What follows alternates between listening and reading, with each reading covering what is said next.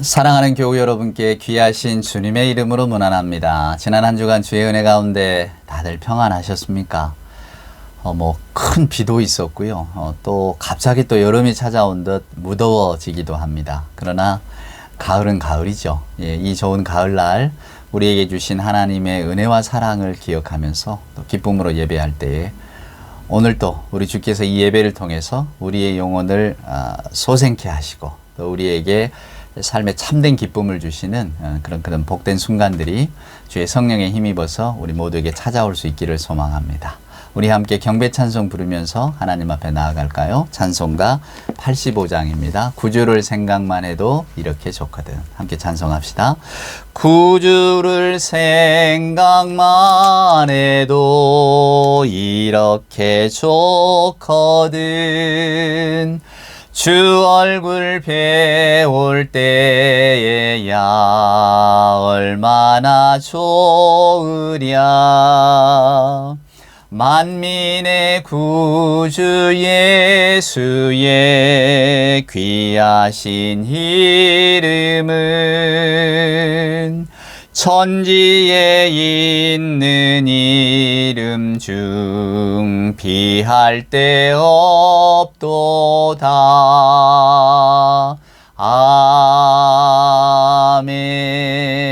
아멘. 사도신경으로 우리들의 신앙을 고백합니다. 전능하사 천지를 만드신 하나님 아버지를 내가 믿사오며 그 외아들 우리 주 예수 그리스도를 믿사오니 이는 성령으로 잉태하사 동정녀 마리아에게 나시고 본디오 빌라도에게 고난을 받으사 십자가에 못 박혀 죽으시고 장사한 지 사흘 만에 죽은 자 가운데서 다시 살아나시며 하늘에 오르사 전능하신 하나님 우편에 앉아 계시다가 저리로서 산자와 죽은 자를 심판하러 오시리라. 성령을 믿사오며 거룩한 공회와 성도가 서로 교통하는 것과 죄를 사하여 주시는 것과 몸이 다시 사는 것과 영원히 사는 것을 믿사옵나이다. 아멘. 성시를 함께 교독할까요? 오늘 교독할 성시는 교독문 43번입니다. 교독문 43번 함께 교독합시다. 여호와께서 다스리시니 만민이 떨 것이요 여호와께서 그룹 사이에 좌정하시니 땅이 흔들릴 것이로다.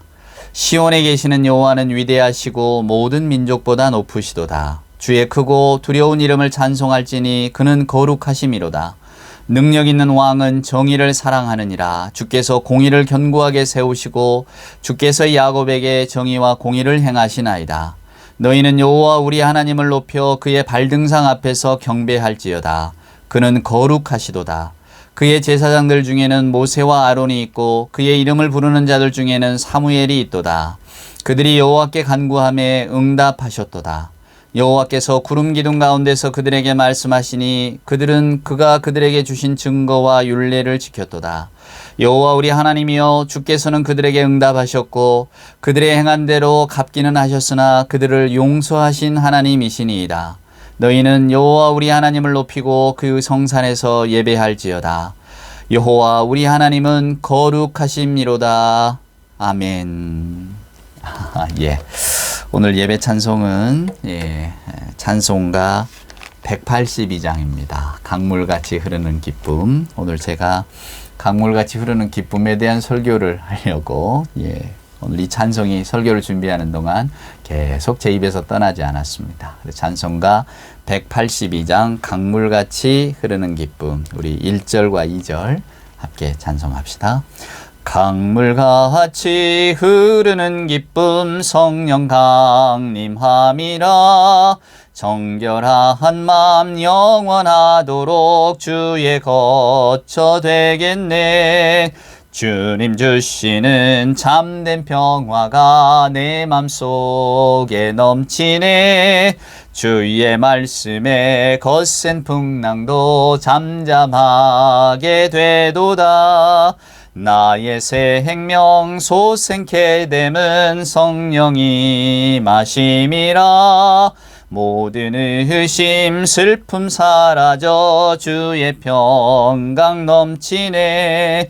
주님 주시는 참된 평화가 내 맘속에 넘치네. 주의 말씀에 거센 풍랑도 잠잠하게 되도다. 주님 주시는 참된 평화가 내 맘속에 넘치네. 주의 말씀에 거센 풍랑도 잠잠하게 되도다. 아멘. 예. 기도하겠습니다. 사랑과 은총으로 함께 하시는 아버지 하나님 감사합니다. 어느새 가을이 오는 소리가 들립니다. 무더위 가운데 또 유난히 많았던 비와 태풍 가운데 가을을 기다리는 또 가을에 대한 소망과 희망을 주시니 하나님 감사합니다. 9월이 되면 우리의 마음의 안정을 찾고 가을의 풍요로움을 맛볼 수 있다는 희망과 또 무슨 일인가 마음을 쏟고 열중할 수 있다는 기대를 주심에 감사합니다. 오늘 그 감사하는 마음, 이제는 들에 익은 곡식을 또한 바라보면서 저희들에게 주신 하나님의 축복을 기억하면서 저희들 오늘 또 이렇게 하나님 앞에 나와 하나님의 뜻을 헤아립니다. 아버지 하나님, 주의 성령 가운데 저희들의 마음 가운데 오시기를 기도합니다. 저희들의 생활의 한복판에도 우리 주의 성령께서 와 주시기를 기대합니다. 하나님, 저희가 살아가는 이 나라 또 이 정치적 또 사회적 현실 가운데도 하나님 오시기를 소원합니다. 저희들의 학교와 또 사회에도 오시고 저희들이 말하는 사회의 정의와 공평과 정의 또 복지와 또 무엇보다도 나눔과 양보와 하나님 배려와 경청과 소통 가운데 우리 주의 성령께서 와 주시기를 간절히 소원합니다. 하나님의 시각에서 하나님의 입장에서 하나님의 뜻 가운데서 먼저는 저희들을 새롭게 바라보게 하시고 또한 변화된 모습으로 저희들의 가정과 또한 세상 역시도 바꿔갈 수 있다는 소망을 우리가 가지면서 살아갈 수 있도록 주여 도와 주시옵소서. 오늘 저희들의 마음에 하늘에서 마치 단비가 내리고 햇빛 찬란함 같이 주의 성령께서 임해 주시기를 간절히 소원합니다. 하나님, 그리하여 맑아지는 가을 하늘에 한 점 부끄럼 없이 우리 하나님의 뜻대로 살아갈 수 있도록 저희들을 가르쳐 주시고 저희들의 삶을 인도하여 주시옵소서. 지난 한 주간 저희들의 부끄러웠던 또한 삶의 모습을 하나님 앞에 회개합니다. 늘 하나님의 은혜에 기대어 삽니다. 하나님의 거룩하신 은총을 바라보며 저희들 후회에는 더디고 변화는 거절하면서 살아왔습니다. 그러나 이런 연약함도 우리 주님 아시고 또한 용납하여 주시기에 오늘 또 부끄럽지만 하나님의 은혜를 기억하며 주의 앞에 나와 예배합니다. 저희들의 상한 마음도 다 하나님 받아주시고 저희들의 가련한 마음도 하나님 받아주시고 저희들의 뜻대로 되지 않는 이 불쌍함도 하나님 넉넉하게 용서하여 주시고 받아주셔서 저희가 오직 주 안에서 또 새로운 힘을 얻고 세상을 나가서 주의 자녀로서 살아갈 수 있는 그 거룩함과 무엇보다도 하나님의 은혜를 알아가는 감사함으로 다시 깨우쳐서 세상을 담대한 믿음 가운데 살아갈 수 있도록 주여 도와주시옵소서. 저희들 가운데 형편이 어려운 이가 있습니까? 건강 때문에 염려하고 근심하는 이가 있습니까? 주의 도움을 간절히 바라는 기도의 제목들이 있습니까? 우리 하나님 다 응답하여 주시고 저희들 연약함 아시오니 때에 따라 주시는 은혜 가운데 저희들의 믿음과 또 생활을 지켜 주시옵소서. 오늘도 주의 말씀을 사모합니다. 말씀 가운데 새로운 빛을 발견하게 하시고 삶의 용기를 얻게 하여 주시옵소서. 우리의 구원의 길이요 빛이 되신 우리 구주 예수 그리스도 귀하신 이름 받들어 간절히 기도드리옵나이다. 아멘. 오늘 우리에게 주시는 하나님의 말씀은 구약 성경 출애굽기 3장에 있는 말씀을 한번 보도록 하겠습니다. 여러분 너무나 잘 아시는 모세가 하나님께 이스라엘의 지도자로 부르심을 받는 그 장면입니다. 한번 보실까요? 출애굽기 3장 1절 말씀부터 제가 한번 읽어보겠습니다. 모세가 그의 장인 미디안 제사장 이드로의 양떼를 치더니 그 떼를 광야 서쪽으로 인도하여 하나님의 산 호렙에 이르매 여호와의 사자가 떨기나무 가운데로부터 나오는 불꽃 안에서 그에게 나타나시니라. 그가 보니 떨기나무에 불이 붙었으나 그 떨기나무가 사라지지 아니하는지라. 이에 모세가 이르되 내가 돌이켜 가서 이 큰 광경을 보리라. 떨기나무가 어찌하여 타지 아니하는고 하니 그때에 여호와께서 그가 보려고 돌이켜 오는 것을 보신지라. 하나님이 떨기나무 가운데서 그를 불러 이르시되 모세야 모세야 하시매 그가 이르되 내가 여기 있나이다. 하나님이 이르시되 이리로 가까이 오지 말라. 내가 선 곳은 거룩한 땅이니 내 발에서 신을 벗으라. 아멘. 예.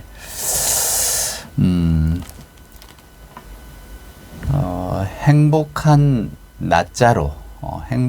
낫자로라고 하는 영화를 여러분 혹시 아시나요? 저도 그 영화의 제목은 많이 들어왔었는데요. 보지 못하다가 지난 주간에 학교로 강의하러 왔다 갔다 하는 그 지하철 안에서 보았습니다.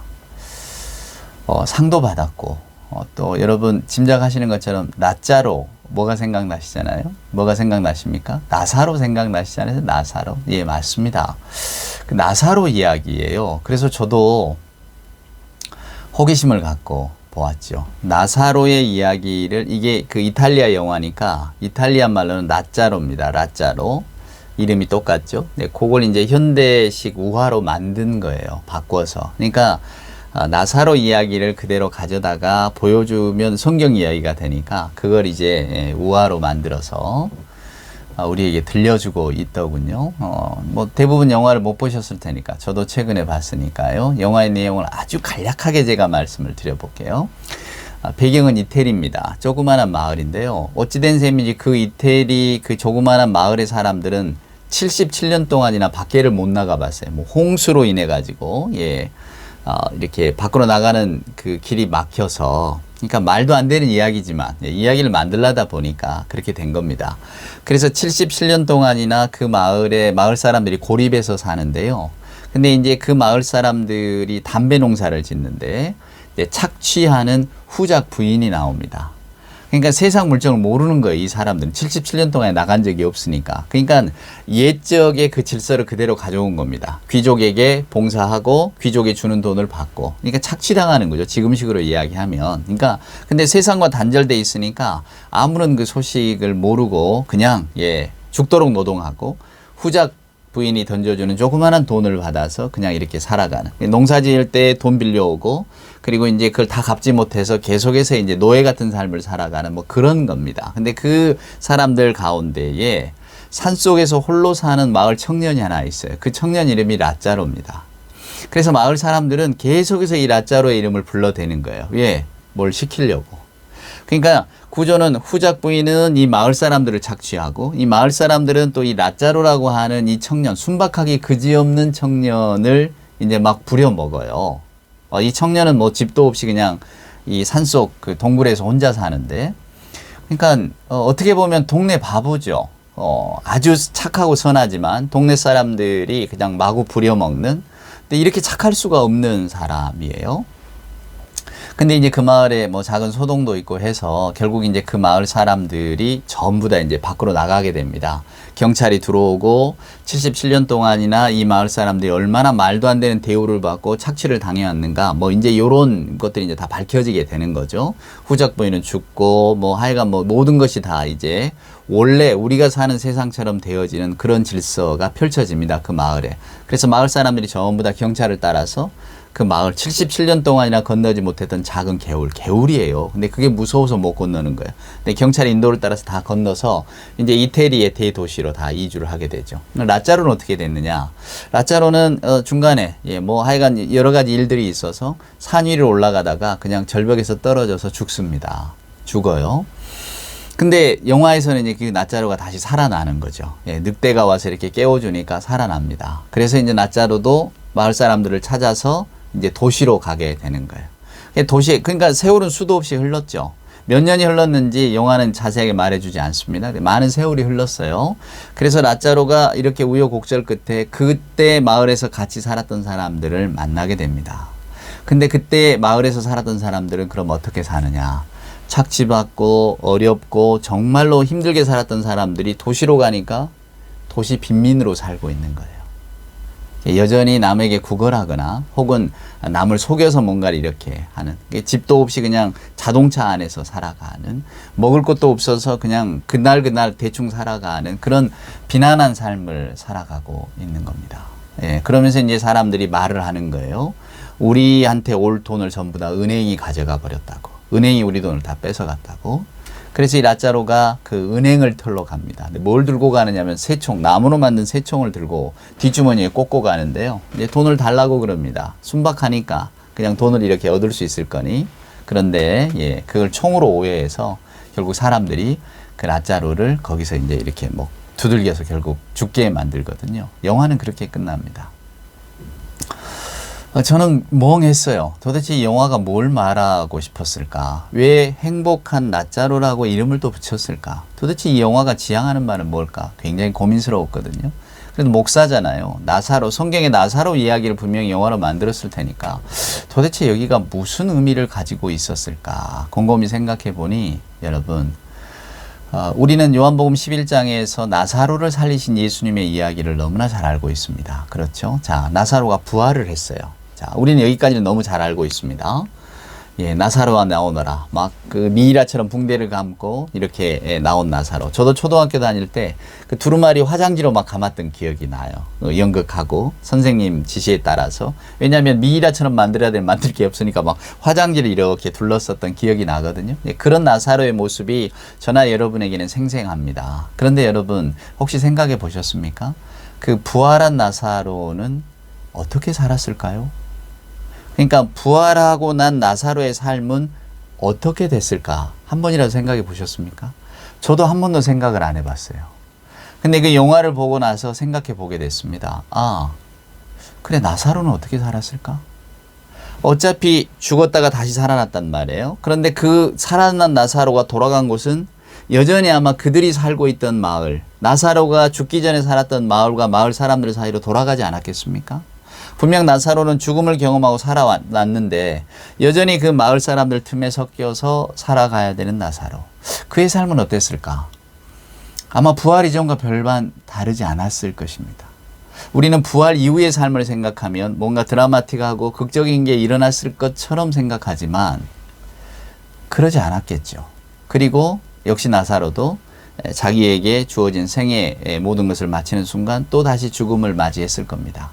영원히 살지는 못하니까요. 사랑하는 여러분, 부활 이후의 삶은 어떤 것일까를 곰곰이 생각해 보면서 저는 이 떨기나무 사건이 떠올랐습니다. 자, 여러분 여기 보시면 오늘 출애굽기 3장은 모세는 그냥 아무 생각 없이 그 전에 자기가 치고 있던 양떼를 치러 그냥 산으로 갑니다. 근데 이제 그 산이 의미가 있어지는 거죠. 하나님의 산 호렙이 되는 것이고. 근데 그 전까지는 아무렇지도 않은 산이었어요. 그냥 모세가 양떼를 몰고 가는 산이었을 뿐입니다. 예. 근데 이 산에서 하나님께서 하나님의 백성과 언약을 맺으셨기 때문에 의미가 있게 된 거예요. 그냥 그전에는, 지금 오늘 이 3장 이전에는 아무렇지도 않은 산이었단 말이에요. 자, 모세가 양떼를 몰고 갑니다. 예, 양떼를 몰고 가는데 오늘 여기는 1절은 특별히 이렇게 말해요. 1절 한번 보세요. 그의 장인 미디안 제사장 이드로의 양떼를 치더니. 자, 미디안 제사장. 하나님의 제사장이 아니에요. 그러니까 여러분, 이런 우리가 성경을 읽어보면, 예, 모세 하면 여러분, 예, 애굽의 공무원도 때려 죽이고, 이스라엘 민족도 막 사랑하고 했던 사람이라, 당연히 하나님을 믿는 사람과 결혼도 하고 하나님을 철저히 섬겼겠지 생각하지만 그렇지 않았어요. 모세가 결혼한 사람, 모세의 아내는 미디안 제사장의 딸이었다 그 말입니다. 그러니까 하나님을 섬기지 않고 다른 미디안의 신을 섬기는 제사장의 딸과 결혼을 했어요. 이게 그겁니다, 여러분. 모세를 둘러싸고 있는 그런 주변의 환경 속에서는 여러 가지 다양한 환경이 오는 거죠. 올 수 있어요. 그럼에도 불구하고 모세는 자기가 믿는 하나님의 신앙을 지켰습니다. 그래서 하나님은 그것을 귀히 보신 거고요. 아브라함도 마찬가지고 다 마찬가지입니다. 주변에는 우리가 요단강을 건너서 가나안 땅에 들어갔던 이스라엘 백성들의 이야기를 우리는 읽을 수 있습니다. 여호수아서를 보고 또 그 이후의 이야기를 보면 가나안 사람들과 섞여 사는 이스라엘 사람들을 보는 거예요. 중요한 것은 여러분, 섞여 살지만 그럼에도 불구하고 섞여 삶 가운데서 내 신앙을 딱 붙들고 있느냐, 아니면 동화되어 가느냐, 동화하면서 조절하고 순화되어 가느냐, 이런 것들을 성경에서는 계속해서 저와 여러분에게 들려주고 있는 겁니다. 아쉽게도 이스라엘 백성들은 다 동화되어 버렸죠. 예, 거기에 순응해 버렸다 그 말입니다. 그리고 바알 신앙도 좋고 하나님 신앙도 좋고 뭐든 내게 유익하면 좋다. 즉 어떤 신앙의 기준을 하나님께 두는 게 아니라 내게 둬버렸단 말이에요. 내게 유익을 준다면 나는 다 섬길 수 있다. 이렇게 흘러가 버린 겁니다. 하나님 중심으로 둔다면 내게 비록 어떤 좀 손해라든가 아니면 내가 일상생활하는데 조금 어려움이 있을지 몰라도 그러나 나는 하나님을 잘 섬겨야 되겠다. 이렇게 되어지는데, 그래서 선택의 순간에도 하나님 편을 선택하게 되는데 유감스럽게도 대부분의 이스라엘 사람들은 그렇지 못했습니다. 그럼 저와 여러분은 어느 쪽에 있을까요? 우리도 성경에 나온 이인들처럼 모세나 아주 아브라함이나 이런 사람들처럼 믿음만을 꽉 붙들고 있을까요? 지금 우리가 그런 스탠스를 취하고 있을까? 아닐 겁니다. 저도 그렇고 여러분도 그렇고 우리는 가나안 땅에 들어간 이스라엘 사람들과 비슷한 모습을 하고 살아갑니다. 즉 주일에는 하나님의 말씀을 읽고 마음을 다잡다가도 월요일부터 토요일까지는 또 세상의 논리에 따라가는, 왜? 모두가 다 그 길로 가니까. 예수님은 넓은 길 가지 말라, 오히려 좁은 길로 가라, 그것이 구원의 길이다 라고 말씀하셨지만 이 예수님의 말씀은 우리들의 삶과는 너무 멀리 있지 않습니까? 그 가운데서 이제 저희들이 발버둥 치는 모습들을 하나님이 귀히 보시는 거죠. 그럼에도 불구하고 나는 하나님의 길을 어떤 결정적인 순간에는 따라가려고 애썼다. 결국 이것이 우리 모두의 평가가 아니겠습니까? 다윗을 두고 하나님의 마음에 합한 사람이라는 표현이 나옵니다. 그러면 다윗이 일생 동안에 하나님 앞에서 부끄러운 일, 하나님이 싫어할 만한 일을 한 가지도 안 했을까요? 아닙니다. 극적인 예를 들어서 밧세바 사건 같은 거는 저나 여러분이 살면서 결코 일으킬 수 없는 사건이에요. 엄청난 중범죄거든요. 근데 왜 성경은 다윗의 삶을 들어서 하나님의 마음에 합한 사람이었다라고 말할까, 여러분? 그것은 다윗의 전체적인 삶을 이렇게 두고 볼 때에 실수도 있고 넘어짐도 있었지만 그래도 다윗은 그냥 평생을 하나님을 향한 충성스러운 마음은 지켜왔었다라는 겁니다. 여러분, 아니 하나님을 향한 충성스러운 마음을 지켜왔다면 실수도 말아야죠. 그건 여러분의 판단이세요. 하나님은 우리의 연약함을 너무나 잘 알고 계시기 때문에 그럼에도 불구하고 다윗을 내 마음에 합한 사람이라고 인정해 주신 겁니다. 여러분, 어차피 저와 여러분이 하나님의 자녀가 됐다는 것은 하나님이 인정해 주시기 때문에 자녀가 된 거지 우리가 뭔가 자격을 얻어서 된 건 아니잖아요. 그러니까 성경은 여러분, 우리 인간의 자격하고 하나님의 은혜하고 끊임없이 충돌하는 장입니다. 저나 여러분은 하나님의 은혜를 알면서도 항상 인간의 자격과 인간의 조건을 따지는 거죠. 이스라엘 사람들이 율법에 매달렸던 것처럼 법이라고 하는 게 있어야만 좀 마음이 편한 거 아닙니까? 여러분, 혹시 그 초등학교 다닐 때 말입니다. 저 다닐 때는 국민학교였어요. 선생님이 언제나 뭐 일기 검사를 하든 숙제 검사를 하든 뭘 하여간 검사를 하고 나면 찍어주는 도장이 있었습니다. 뭐였습니까? 참 잘했어요. 이 모자 쓴 남자아이 또 여자아이가 환하게 웃으면서 동그란 걸로 밑에 참 잘했어요. 그 도장 받을 때 얼마나 좋으셨어요. 저는 아직도 기억이 생생합니다. 그 도장을 보는 순간 막 하늘을 날 듯한 그런 기분. 인정받은 거잖아요, 선생님께. 근데 뭘로 인정받았습니까? 선생님이 그냥 도장 찍어주신 거 아니잖아요. 뭔가 선생님이 요구한 것을 잘했기 때문에 도장 찍어주신 거 아닙니까? 그러니까 그 도장을 받고 우리도 내 노력, 내 애씀, 내가 한 일에 대해서 칭찬을 받으니까 너무 좋았잖아요. 그겁니다, 여러분. 그래서 우리는 율법을 떠날 수가 없는 거예요. 이스라엘 백성들이 율법에 매달렸던 것처럼 저나 여러분도 우리의 자격, 우리의 행실 이런 것들을 떠날 수가 없는 겁니다. 참 잘했어요 받는 그 도장을 찍어주는 그 삶이 편안하거든요. 내가 뭘 해야 될지 알기 때문에. 근데 성경은, 예수님은 그냥 다 풀어버리셨단 말이에요. 참 잘했어요 받으려고 애쓸 필요 없다. 너희 아버지는 그걸 다 아신다. 단지 너희 아버지가 너희들에게 생명을 주시고 자녀로 인정하여 주셨으니 이제 그 삶을 즐겁게 살아라. 이렇게 말씀하신 거거든요. 여러분이 즐겁다는 말에 방점을 찍으세요. 우리가 신앙생활을 하면서 저나 여러분이, 저도 어렸을 적에 신앙교육을 그렇게 받았습니다만은, 우리가 예수를 믿기 때문에 뭘 하면 안 된다, 이런 금지, 억제 요건을 너무 많이 받았어요. 그런 요구들을. 그게 지금 이렇게 성경을 공부해 보면 이스라엘의 율법이거든요. 하나님이 기뻐하시는 일만 하자, 하나님이 싫어하시는 일을 하지 말자. 그게 대부분 이제 도덕적이고 윤리적인 가르침으로 다가온단 말이에요. 도덕적 윤리적 가르침이 여러분 나쁠 게 뭐가 있습니까? 다 좋죠. 사람들도 다 인정하고 얼마나 좋습니까? 근데 우리의 마음은 이렇게 종이장처럼 얇아서 말입니다. 거기에 매달리기 시작하면 이제 그게 전부가 되는 거예요. 쉽게 말하면 신앙생활도 참 잘했어요 도장을 받으려고 그냥 애쓰는 신앙생활이 돼버린다, 그 말입니다. 사람의 눈을 의식하는. 그러니까 하나님의 은혜보다는 사람의 인정을 더 크게 생각하는 거예요. 그러니까 평생을 살면서 저희들의 교회 생활, 신앙 생활도 교회 안에서 인정받으려고, 목사는 신도들에게 인정받으려고, 신도는 목사에게 인정받고, 교인들에게 인정받으려고, 교회 안에도 계층이 생기고, 교회 안에도 그렇게 어떤 그 하이어라키, 신분 질서가 생기는 겁니다. 목사, 장로, 안수집사, 집사, 권사, 막 이런 식의 어떤 서열이 생기는 거예요. 여러분의 교회 생활 한번 잘 생각해 보십시오. 내가 정말로 예수 믿고 예수 안에 있었다는 그 기쁨 하나 때문에 내가 지금 이 교회 생활을 하고 있는가? 아니면 교회 생활도 내 가정이나 사회생활의 연장으로 생각해서 교회 안에서 인정받는 거 좋고, 교회 안에서 서로 많은 사람들 만나는 거 좋고, 주일이면 만나니까 쓸쓸하지 않아서 좋고, 사회생활 하는데 도움이 되니까 좋고, 뭐 공휴일 때마다 교회가 행사가 있어서 뭔가 북적북적 되니까 좋고, 내 존재 가치가 인정받으니까 좋고, 그래서 나는 교회 생활이 정말 즐겁다, 나는 교회 생활에 열심히 한다. 혹시 우리가 이렇게 교회 생활에 매달리고 있지 않느냐, 그 말입니다. 그러니까 많은 분들, 교회 밖에 있는 분들은 교회 안에 행사가 너무 많다고 막 나무랍니다. 교회가 교인들을 막 이렇게 붙들려고 애를 쓴다고 말을 해요. 이게 너무 교회 안에 프로그램을 만들어 놓고 교인들을 그리만 끌어들인다는 거죠. 교인들이 일상에 가서 잘 살아야 되는데 교회 안에서만 잘 살자고 막 끌어들인다고 비판을 한단 말이에요.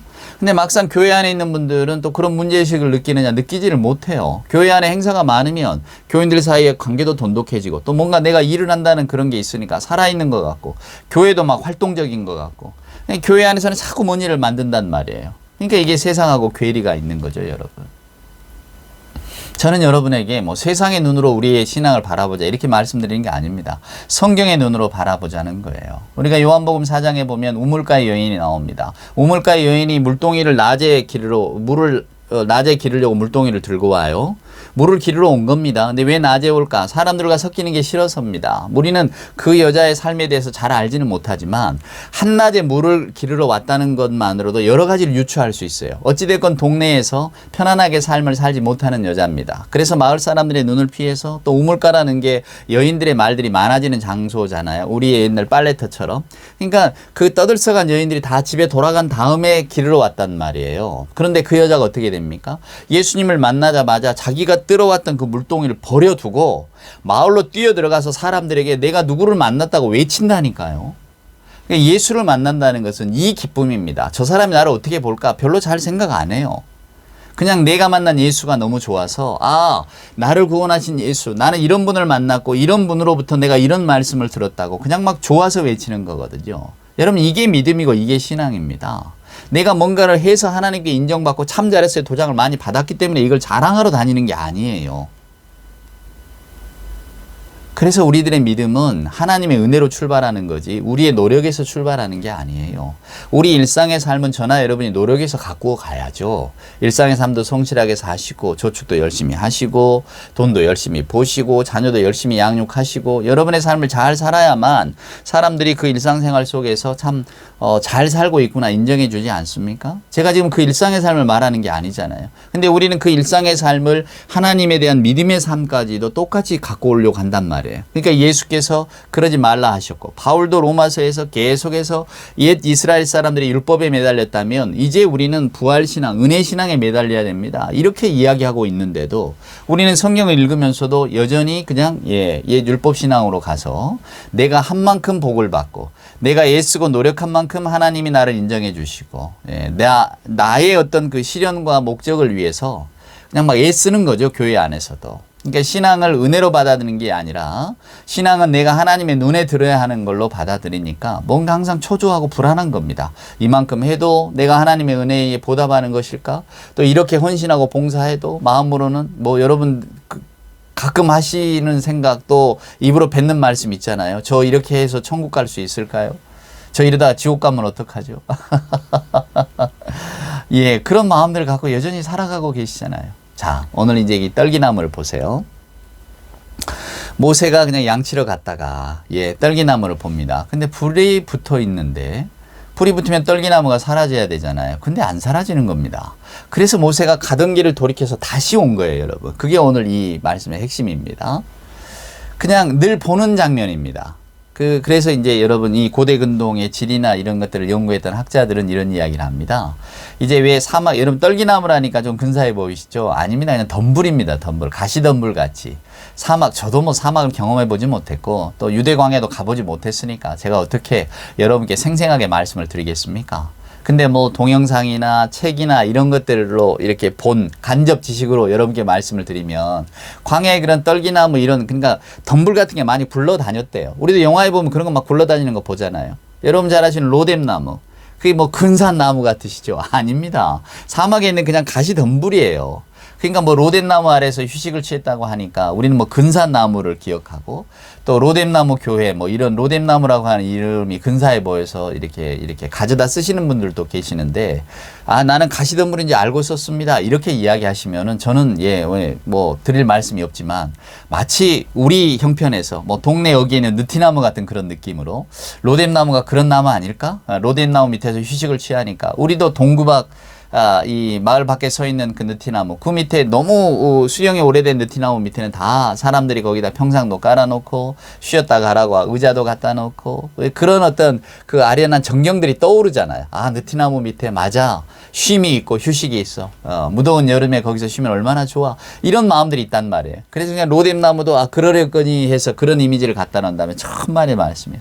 로뎀나무는 그냥 가시가 이렇게 돋쳐 있는 정말로 뭐 그늘이라고 해봐야 손바닥만한 그늘이 생겨나는 그런 나무입니다. 그러니까 아무도 주목하지 않고 거들떠 보지 않는 그런 나무예요. 떨기나무도 마찬가지입니다. 사막을 이렇게 굴러다니는 나무 덩굴 뭐 이런 정도로 보시면 돼요.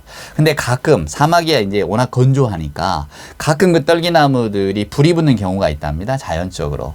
그러니까 모세는 양치기를 했잖아요. 무려 40년 동안이나. 광야를 잘 알아요. 그러니까 떨기나무에 불이 붙은 것을 자주 봤단 말이에요. 그러니까 떨기나무에 지금 불이 붙은 것을 보고도 모세는 그냥 지나간 겁니다. 그냥 의례껏 떨기나무에 불이 붙었으니까 그런 거 많이 봤으니까 또 저기 불이 붙었구나. 그런데 가다 보니까 이상한 거예요. 왜? 이상하다. 떨기나무가 없어져야 되는데 불에 타면 없어져야 되잖아요. 근데 불은 활활 타오르고 있는데 떨기나무가 그대로 있다? 이거 놀라운데? 나 이거 처음 봤는데? 그래서 다시 확인하러 간 겁니다. 거기서 누구를 만납니까? 이제 여호와 하나님을 만나는 거예요. 놀라운 장면이죠. 말씀드린 것처럼 이 떨기나무는 그냥 흔하디 흔한 겁니다. 아무도 주목하지 않는 거예요. 근데 불이 붙었어요. 근데 그 떨기나무가 타고 있지 않아요. 여러분 하나님께서 그 광경을 통해서 모세에게 뭘 말하라고 했을까? 이걸 기억하셔야 됩니다. 떨기나무는 너무나 일상적이고 쉽게 볼 수 있는 그러나 아무도 주목하고 뭐 의미를 두고 보지 않는 그런 어떤 그 사물입니다. 이스라엘이 꼭 그랬죠. 이스라엘은 아무도 주목하지 않았습니다. 지금 이스라엘은 애굽 땅에서 종살이를 하고 있잖아요. 무려 400여 년 동안이나. 그러면 사람들의 마음도 우리는 태어날 때부터 종이야. 내 아버지가 종이었고 할아버지도 종이었고 그리고 나도 종이니까 내 자식도 종이고 그렇게 살 거야. 우리는 노예 민족이야. 이렇게 생각했을 거예요. 마치 사막에 굴러다니는 떨기나무처럼 아무도 가져다가 쓰지 않는 불이 붙어도 끄려고도 하지 않는 그냥 불부터 사라지면 그냥 사라지는 걸로 족한 아무 존재 가치를 인정받지 못하는 그런 존재, 그런 민족이 바로 이스라엘 민족입니다. 오늘 모세의 민족이고 하나님께서 그에게 사명을 주시기 전에 그가 어떤 민족인가, 너희 지금 이스라엘이 어떤 형편인가를 들려주는 거죠. 그러니까 떨기나무 같은 것에 불이 붙었어요. 불이 붙으면 떨기나무는 사라집니다. 그러니까 지금 이스라엘 민족의 위기인 거죠, 여러분. 애굽에 종살이를 하고 있잖아요. 소망도 없고 절망 가운데 살아가는 민족 아닙니까? 그러니까 지금 불이 붙어 있는 것 같아요. 불 붙었으면 어떻습니까? 사라져야 되는데 사라지지 않아요. 모세가 그걸 보고 싶어서 갔습니다. 근데 이 떨기나무가 사라지지 않는 이유가 뭔가요? 여호와 하나님께서 그 안에 계셨기 때문입니다. 그리고 그분이 이제 모세에게 신발을 벗으라고 이야기하고 사명을 주십니다. 네 백성을 끌어내라고 말이에요. 이제 그 제 뒤에 장면을 보면 모세가 하나님의 이름을 묻는 장면이 나오는데 오늘은 거기까지는 못 가겠군요. 중요한 건 이겁니다, 여러분. 오늘 이 떨기나무의 의미를 기억하세요. 아무도 주목하지 않는 하찮은 민족 이스라엘. 그리고 불이부터 타고 있습니다. 지금 이스라엘이 애굽에서 종살이 하는 게 그래요. 너무 힘들어요. 금방 없어질 것 같아요. 근데 여러분 없어지지 않아요. 불이 붙고 있는데 없어지지 않습니다. 왜요? 하나님이 계시기 때문입니다. 자, 나사로의 이야기를 한번 돌아와 볼까요? 부활한 나사로는 여러분 어떻게 살았을까? 아마 그는 또 평범한 일상을 살아갔을 겁니다. 아마 그의 마음 가운데도 여러 가지 의문들이 생겼겠죠. 나는 왜 죽었다 살아났는데 내 삶이 왜 이렇게 극적으로 변화가 되지 않는가? 나는 도대체 어떤 삶을 살아야 되는가? 고민 많이 했겠죠. 저와 여러분도 그런 경험이 있다면 그렇지 않겠습니까? 여러분, 그럼에도 불구하고 아마도 나사로는 끝까지 하나님을 품었던 그 부활신앙을 경험했잖아요. 그러니까 하나님을 품고 그의 생명이 다하는 날까지 믿음 안에서 살았을 것입니다. 성경은 부활한 나사로에 대해서 들려주지 않으니까 제가 그냥 그렇게 추측을 해본 것입니다. 왜? 부활 경험을 했기 때문에. 자, 우물가에서 예수님을 만나서 물동이를 던지고 돌아간 여인. 그 여인은 또 그 이후에 어떻게 됐을까요, 여러분? 마을 사람들이 놀라운 경험을 한 정말로 어떤 그 신비 경험의 여인이다 떠받들었을까요? 아마 안 그랬을 겁니다.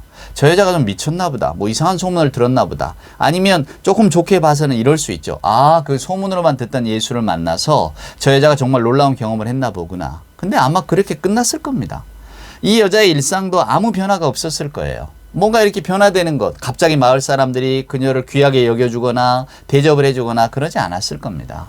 그 여자는 아마 똑같은 삶을 살아야 했을 겁니다. 근데 달랐겠지. 왜? 예수님을 만났으니까. 우리도 마찬가지입니다, 여러분. 저와 여러분이 예수 믿고 우리는 뭐가 달라지기를 원합니까? 극적인 변화가 오기를 바랍니다.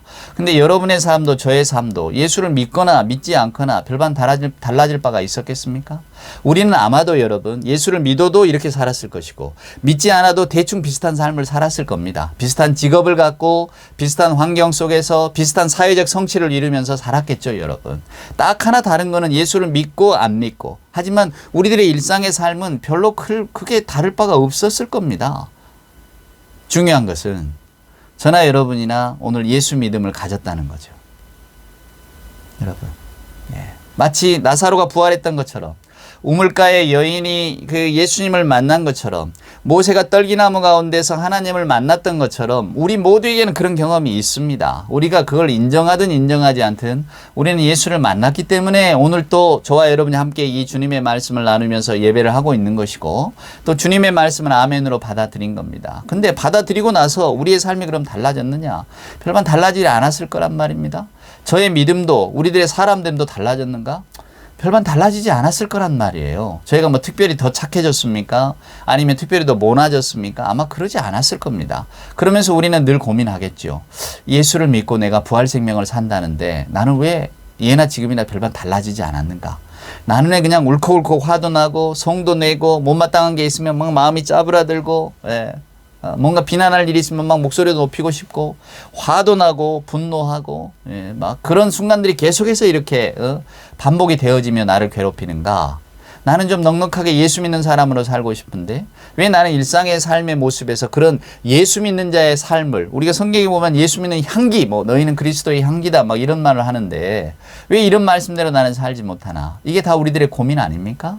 근데 부활한 나사로가 그랬던 것처럼 우리들을 주변을 둘러싸고 있는 삶이 별반 달라지지 않았기 때문에 우리 역시도 여전히 그 삶을 살아갈 것입니다. 그럼에도 불구하고 우리가 달라진 것은 우리는 예수님을 믿는 예수를 만난 사람들이라는 거예요. 떨기나무 안에서 타지 않는 하나님, 그 하나님으로 인해서 타지 않는 떨기나무를 바라본 모세와 같다 그 말입니다. 그러니까 비록 저나 여러분이 크게 달라진 것 없이 그냥 일상의 삶을 이렇게 쳇바퀴 돌듯 살아간다 할지라도 오늘 우리에게는 예수 믿는 믿음으로 인해서 하나님이 주신 부활과 구원의 생명이 있다 그 말이에요.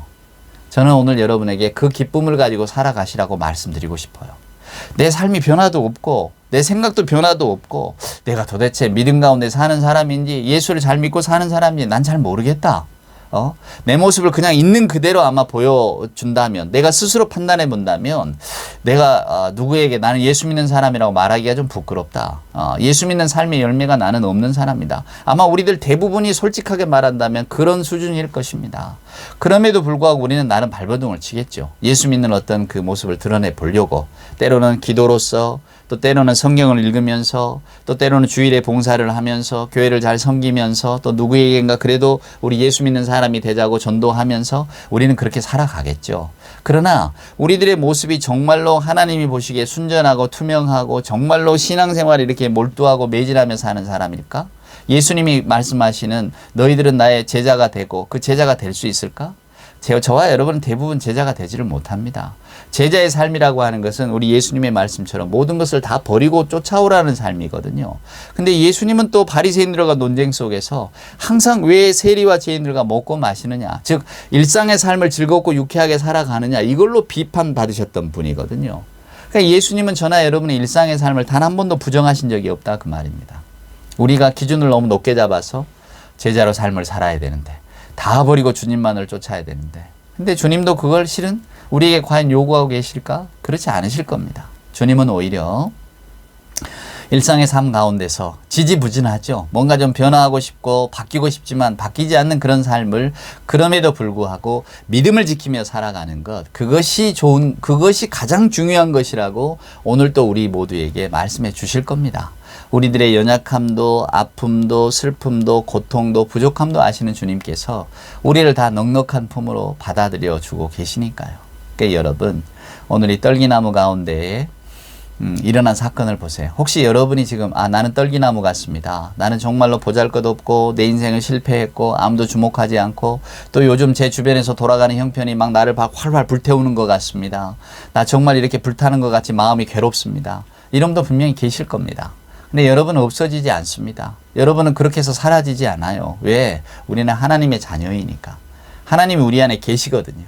그런 떨기나무는 사라지지 않아요. 아무리 불붙었어도. 그러니까 힘을 내시기를 바랍니다. 우리가 하나님을 믿는 사람으로서 담대하게 감사함으로 살아가면 언젠가는 하나님의 은혜를 우리의 삶을 통해서 증거할 날이 분명히 옵니다.